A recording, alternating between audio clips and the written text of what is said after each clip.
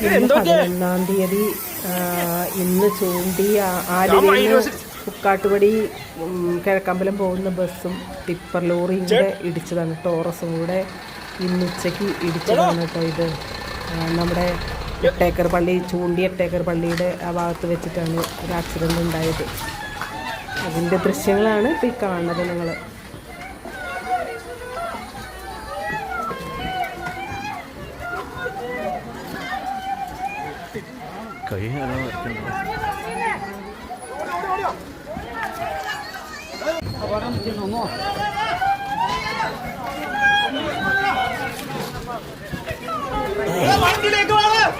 വണ്ടി കയറ